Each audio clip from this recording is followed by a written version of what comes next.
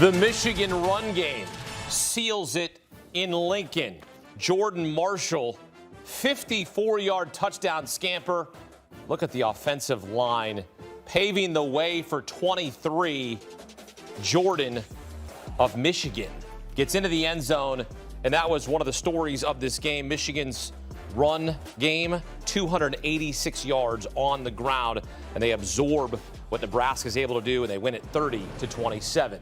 This Big Ten on CBS postgame report is presented by Belfort Property Restoration, here with Beanie Wells and Richard Johnson. And Beanie, look, I know it's Michigan, and you got to give them credit, but my goodness, their running game was incredible on this day. I mean, you have to love this type of ground game. Anytime you can line it up and run the ball, and at any given time, one of those plays go for over 40 yards, you're a deadly football team, and it's going to be tough to beat you. When you run for 288 yards to the opposing team's 43 rushing yards, the devil's in the details. You're not going to lose many football games when you can run at that clip. And then Bryce Underwood being a +1 in the run game for the University of Michigan wasn't, crazy throwing the ball in the air, but his ability to be able to pull somebody outside the box, because you have to worry about his threat on the ground.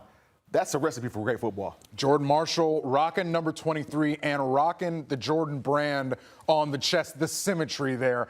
It's the three-headed monster for the running game. Bryce Underwood has the long touchdown in the beginning of the game. Obviously, we know what Justice Haynes can do. Justice Haynes has been pacing them all year. But to be able to have that third threat running the ball, Sharon Moore's probably sitting at home on the couch. Maybe he's got a beverage in hand, kick the feet up, and you're saying, you don't even need me. You don't even need me to get it done. I'm sure his offensive line heart is very full today. It is a big win on the road for Michigan. They have now won 6 straight Big Ten openers. Nebraska's now lost 6 straight Big Ten openers. Still a clear path for Nebraska to still be competitive this season. Look, it's their first loss of the season. Michigan back in the win column, 3-1 as they take care of business on the road. Nebraska still searching for that ranked win. They have gone 28 straight games now without a win against a ranked opponent. Their last win in 2016.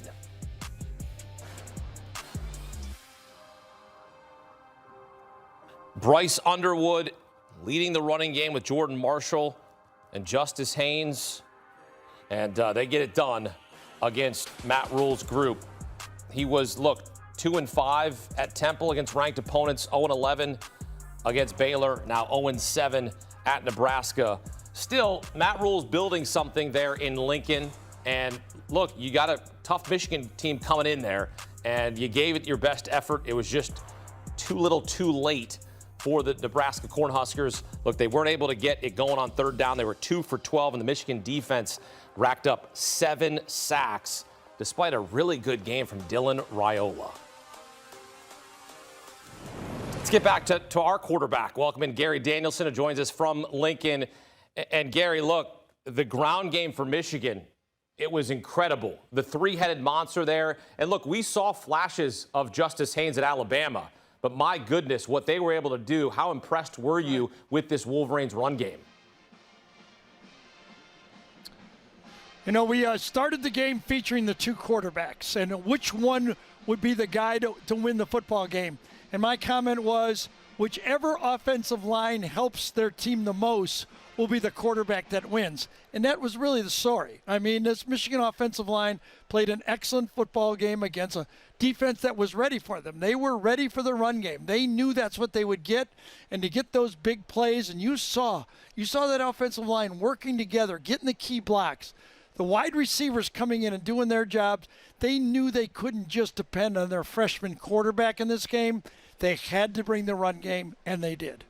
One of our co-workers, Bryant McFadden, likes to play, and what he liked to play with the Steelers was elbow defense. Bend but don't break.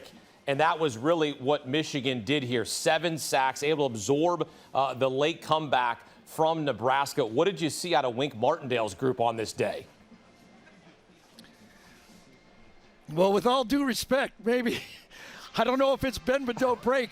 I look at that pass rush as a quarterback and said that is break and break harder back there, because that's 7 sacks, and that's probably 8 to 10 more times that they affected the quarterback where Dylan had to move or throw it sidearm or throw it underhanded.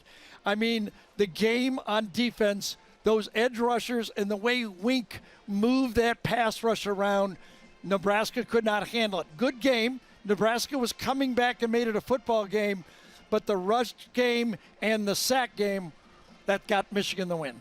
Michigan clearly has a nice schedule ahead. Nebraska still has a path here to be a contender in the Big Ten. What did you take away? What did you learn about the Cornhuskers on this day as they fight but just come up short in the end? Yeah, this has to really be a disappointing game for the Nebraska fan base, for Matt Rule, and for the team. I mean, they worked all last year, 2 years for Matt Rule, building this football team to come into a game like this. Can't have it much better than facing a true freshman quarterback in a game that could turn your program around, and just too many mistakes by this Nebraska team, not able to handle the edge rushers coming into this game. Nebraska felt that their offensive line was much improved. I wrote on my board, so far. What would they do in this football game? And we've seen in the past, Dylan Raiola had struggled giving sacks with the offensive line in Big Ten games. He came with 25. He put 7 more in this game. And it looks like Big Ten pass rush is still too much for this Nebraska offensive line. It looks like there's games they can win, but this Big Ten is really flat with a lot of good players. Nebraska's going to have to bring their best game every week to get this into a bowl game, I think. I think this is a tough loss for Nebraska. And a big road win for Michigan. They've now won 6 straight Big Ten openers as they go on the road to Lincoln and get a win. Gary Danielson here post-game with us on CBS Sports HQ. Gary, thank you. You got it. Thanks, guys. Always good to talk some ball. Gary Danielson, our QB here on CBS Sports HQ. As you take a look at the schedule that Gary mentioned, look, Nebraska can get right back in this, all right? They got Michigan State at Maryland. That's going to be a tough game. Maryland's really looking good this season at Minnesota. Got some resistance perhaps against USC, and then that game against Penn State. That will certainly be a tough game. We'll see where Nebraska is at that point in the season as they come up short on this day at home, trying to break a streak of 27 straight losses to a ranked opponent, and that streak unfortunately continues for the Huskers. Back here on CBS Sports HQ, presented by Belfour Property Restoration. Justice Haynes, Jordan Marshall, and Bryce Underwood, the first Michigan trio with 50 or more rushing yards and a rushing touchdown in a Big Ten game since 2020. They joined the trio of Joe Milton, Hassan Haskins, and Zach Charbonnet as Michigan's run game racks up 286 yards. Our Jenny Dell, postgame with the QB. Our first Big Ten win, your first win on the road. What are you going to remember most from this one? That we got to go back home, cross our T's, dot our I's, and be the best we can be for next week. So you're able to have some big plays out there with your legs. How much pride do you take in being able to show that you could do it all? Honestly, that's what I worked for, so it's a lot of pride there for sure. So you got to imagine that your coach is watching this right now, Sharon Moore. What are you hoping he takes away from this win? Back to square one, fix what we missed, and be the best us for the next week. So we saw you had a nice interaction with Dylan Raiola at the end of the game. What'd you say to him? Had an amazing game, of course. Just be great. That's all. Congratulations on the win. Much, I appreciate you. Yeah. Back here in the studio, Beanie Wells, Richard Johnson alongside. Beanie, what do you take away from Bryce Underwood's game there? He's not yet quite media savvy with his answers. A lot of cliches there and sort of fumbled it a little bit. Didn't fumble the football. But when you look at where he's at maturing and developing, where are you evaluating his game at this point? I like what I'm seeing. I think the Michigan offensive coaching staff is doing the exact thing that they need to do with a young quarterback. We've been talking about young quarterbacks on the show today, and most importantly, it's putting them in a situation to where they can be comfortable, where they're not going to turn the ball over and put you in situations to where you're behind the sticks. Allowing him to be a part of that running game the last couple of weeks, I think is huge. One, for his confidence, but then two, for the offense. It allows you to move the chains, and it allows you to, when you're an opposing team, you have to worry about him now in that run game. So I think they're doing a masterful job bringing this young guy along. He's going to have to get some help from his receivers as we get down the road. Michigan's got to find playmakers on the outside to help him out. But I did speak to somebody in the building during training camp about Bryce Underwood and how he was coming along before he got named the starter. And they were saying, we got to get him in a spot where he's kind of more willing to cut it loose, right? More willing to accept that he's going to make mistakes. And I think that is sort of the whole thing about Michigan's season this year.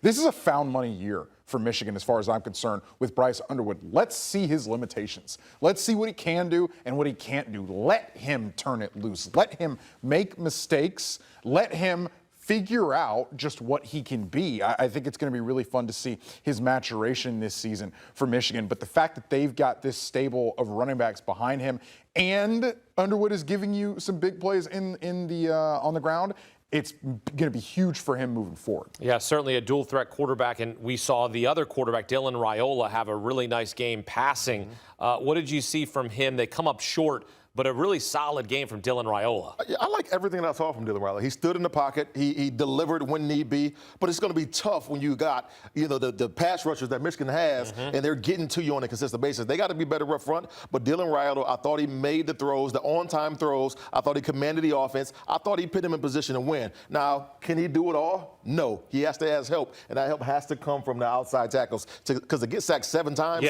and to be disrupted as much as he was in that pocket, that's going to be a tough task down the stretch. Much is made about the Patrick Mahomes impressions, right? With Dylan Raiola, I think, unfortunately, this was another Patrick Mahomes impression for him today, which is to say he's under siege behind that offensive line. Nebraska's offensive line has been the issue over the last few years, and frankly, I thought they got it figured out early this season. I knew they had some issues at left tackle, but I thought they had mostly got it figured out in front of Raiola. But what Michigan brought up front today was just really hard for them to protect him, and you figured that Michigan would have some drop-off, right? No Kenneth Grant, no Mason Graham, but they were getting after Raiola, and the times they didn't get after him, they brought pressure. They affected him. They made him change arm angles. They made him move platform. They made him move out of the pocket. They affected him in different ways besides just getting him on the ground today. All right, time now for the player of the game presented by Belfour Property Restoration. And look, the run game was fantastic. Beanie, for Michigan, who's your player of the game? I got to go with the offensive line. I mean, the big uglies up front, they don't get enough credit. So I got to give these guys some recognition by name. Brady Norton, Greg Crippen, Giovanni, Evan Link, Andrew Sprague. That ground game to go out and push for you to get over dang near 300 yards on the ground. Insane. Got to give it to the big uglies up front. I love it because there's no smoke and mirrors. Like we show the last touchdown by Marshall. Nobody's pulling. No, there's no funky formation. We're coming after you. I'm taking Justice Haynes. Haynes has been massive for them this season. He again leads them as a bell cow back. He finishes the game with 153 yards on the ground. He's been a bucket for them, helped them win the game against Oklahoma a few weeks ago. Marshall was huge for them, but what Haynes has been as a transfer in from Alabama this season, Justice Haynes has been tremendous for them. Richard, where does Michigan fall in terms of where you've got them in the pecking order in the Big Ten?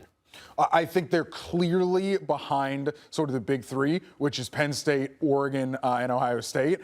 But last year, I thought they were clearly behind Ohio State. And sorry, Beanie, we saw what happened Thanksgiving weekend. So I think Michigan right now is in a really interesting spot. We just talked about them. It's kind of a let's figure out what we have this year. But maybe it's not this massive step back from last year, which was itself a step back from their national title team. Maybe they're really going to continue to be solid, and maybe they're going to be a really, really tough out this year. Yeah, we'll see what happens in the final game of the regular season. Beanie and I both want revenge for that one. Indeed. Got to end that slide for Ohio State. But Michigan getting the job done on the road. They have now won 6 straight Big Ten openers, and they get it done thanks to their 3-headed monster, Justice Haynes, Bryce Underwood, the quarterback, and Jordan Marshall, the first Michigan trio with 50 rushing yards apiece and a rushing touchdown in a Big Ten game since 2020. Second down and 2. Underwood, snap, hand off to Marshall. He's got room, 50, 45, 40. Jordan Marshall in the clear, 30, 20, 10. There he goes. Jordan Marshall to the house. Touchdown, Wolverines, 54 yards. You know who else was in the house at Lincoln at Memorial Stadium? 2-time Super Bowl champ Bryant McFadden and former ACC Offensive Player of the Year Danny Kanell. Look, B-Mac, I'm going to start with you on the defense. Michigan's defense, 7 sacks. As you say, it was bend but do not break. Elbow defense. Elbow defense. When you look at Michigan, they imposed their will for 4 quarters at the line of scrimmage on both sides of the football field exactly. But you talked about 7 sacks and how many sacks they did not complete because of the athleticism. One thing they did from start to finish, Danny, Hakeem, they harassed Dylan Raiola for start to finish, and he never got in his comfort zone. And even when he made some plays towards the end of the ball game, I mean, that kind of was like fool's gold. The game was out of reach, but for 4 quarters, what we saw from Michigan, they imposed their will, and it started with the guys that put their hand in the dirt. Danny, how difficult is that if you're Dylan Raiola and that's all you see all afternoon, and you're still able to have the decent stat line that he did? Hakeem, I think his stat line's a little misleading. He did have like a 50-yard Hail Mary before halftime, and then the final drive of the game where Michigan's playing prevent, they're kind of just keeping him in front of him. He had a lot of passing yards in that drive. Granted, it was a great drive, but it's so difficult. To your question, like, he was really struggling, never had comfort back in the pocket. He was having to drop his arm angles down. He's having to make plays. And I would say even worse than the 7 sacks is their inability to run the football, because they became one-dimensional because they couldn't run the football at all. And then Michigan's able to just pin their ears back, knowing he's going to be in the pocket all afternoon.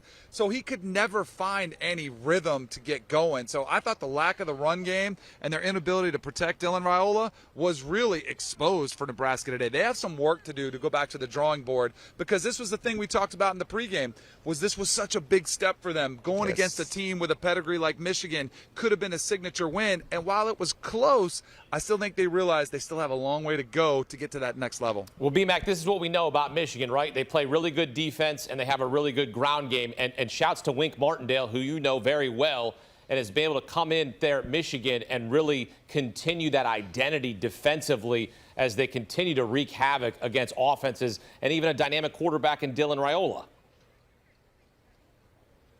One thing I know about football in general, any level, one side of the ball usually affects the other. Defensively, if you have a stout defensive line, 9 times out of 10, your offensive line is going to be stout as well. And that's what we saw. When I watched this game with DK for 4 quarters, guys, it felt like I was watching a Big Ten team versus a Pac-10 team. It didn't look like it was Big Ten on Big Ten action. And what I mean when I say that, Nebraska couldn't run the ball like you said. And they couldn't stop the run. They couldn't stop the run. And we had an opportunity to talk to Coach Rule, and he talked about emphasizing stopping the run, stacking the box. He knew exactly what Michigan was going to do. They had a game plan in place based on what he communicated with us, but yet and still today they had no answer. And that's the thing about Michigan. They're like the Georgia Bulldogs of the Big Ten. They impose their will. It's a generic style offense. They don't get really fancy. They just run the football and stop the run. And when they get you in their clutches, they don't let go of you. That last drive was it was a killing drive because they worked the time off the clock, and they consistently got first down after first down running the football. And for Nebraska, being a Big Ten team for quite some time, what we saw today was not Big Ten-ish in terms of their style of play. You know what, Hakeem, I'll just piggyback on the other side of the ball, because this is where I think Michigan could be dangerous. Bryce Underwood is close. Like, he's getting comfortable in the system. I still think they're figuring out how to use him. And his stat line doesn't jump out to you. He just had just barely over 100 yards passing, around 60 yards rushing.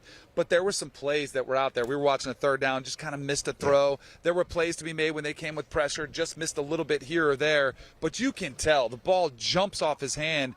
And this is still just 3 or 4 games into the season. If he gets more comfortable come November, that's when Michigan could become scary. Because the one thing that all the coaches from Michigan told us is that Bryce Underwood is learning like exponentially. Like, he's already that much better in week 3 than he was in week 1. So think about him when it's week 7, 8, and 9, and he's getting to see more looks. He's getting more experience in environments like this. This game was slightly better than he had against Oklahoma, and then he's going to get to play some games at home. That's where I think if you're a Michigan fan, I think you really have to be excited about Bryce Underwood and his progress so far just in his first season. Well, what's a quarterback's best friend aside from the center? The run game. Danny, you know that very well as they rack up 286 yards on the ground. We've seen Justice Haynes at Alabama. We saw flashes of what he could do, and now here in the Big Ten imposing his will. And B-Mac, when you look at this Michigan schedule, it does not have Penn State on it.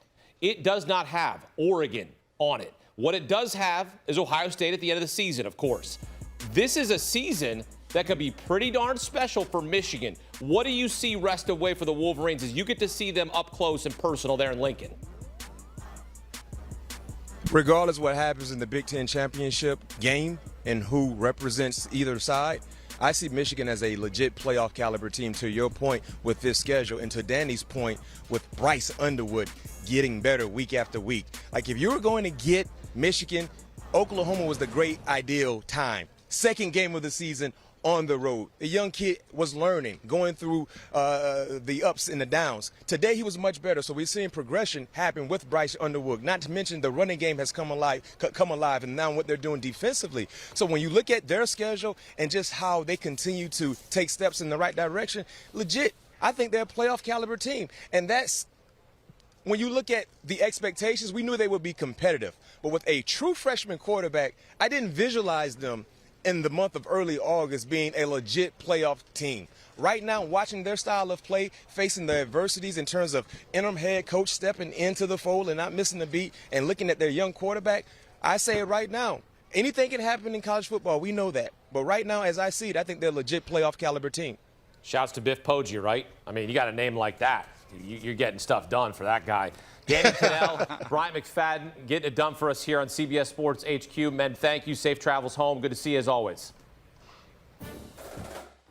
Appreciate them talking ball here on CBS Sports HQ. And, man, this losing streak continues for Nebraska. A string of 28 straight losses to ranked opponents. Last time they beat a ranked opponent, got to go all the way back to 2016 when they beat Oregon.